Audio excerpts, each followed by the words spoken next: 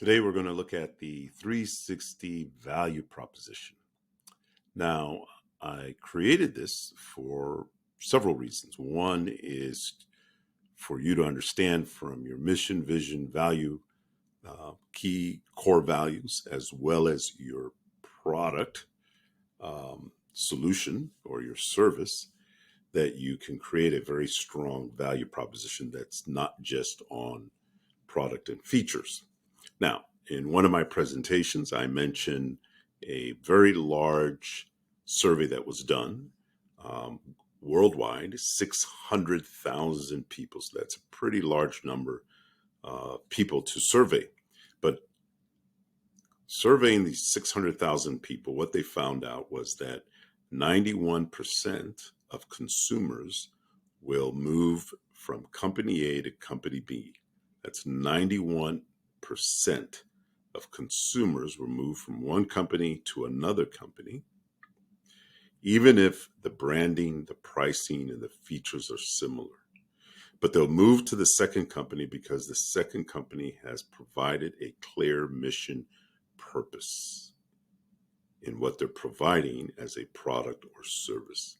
There's a lot more heart behind this. And this, if you're in one of the accelerator cohorts or watched one of our videos, you would see this being mentioned.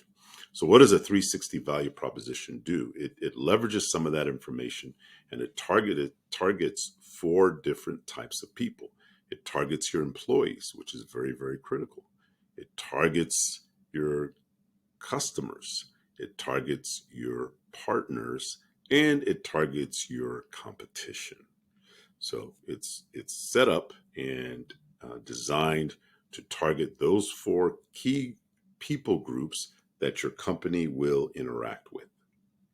So our 360 value proposition will help you create a unique competitive fingerprint. So this is what we also call your personal fingerprint and strategy that exhibits the values and persona of your company. So some examples: Chick-fil-A has a very strong fingerprint, and there's stories behind that I can tell you.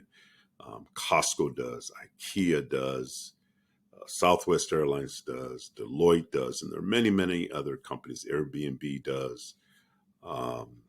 Several companies out there that I've been researching over the past 8 years have very strong fingerprints in regards to their value proposition. So we already have done the Jeffrey Moore's value proposition framework, which is really good because it helps you create a very strong value proposition in regards to your product, the benefits, so on and so forth.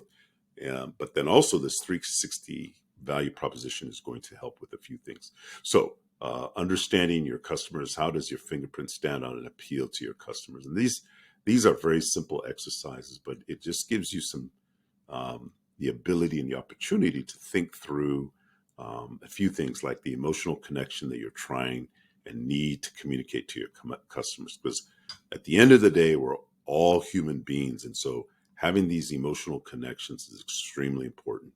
And what are you emotionally trying to communicate to your customer? And then what methods are you going to use to implement this connection? And then other resources and tools. And then your second people group is the employees. And with your fingerprint, you want to build loyalty, security, and appeal to your employees, and similar questions as well. And then your partners, how will your fingerprint stand out and motivate your partners? Because it is important that your partners are motivated to support what you are doing.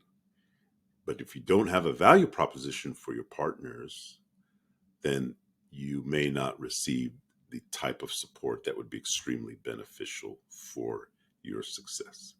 And then lastly, your competitors. How will your fingerprint foster healthy competition? And this is important, healthy competition, while focusing on the impact of people and the advancement of technology or life sciences or whatever type of service you're providing.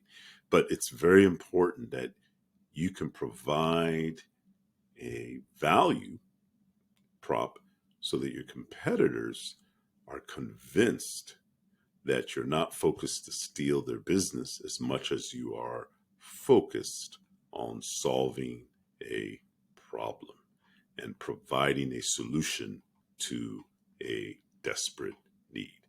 360 value proposition, again, simple questions, but again, it helps you dig deep a little bit more and think about what value you will provide to the four people groups.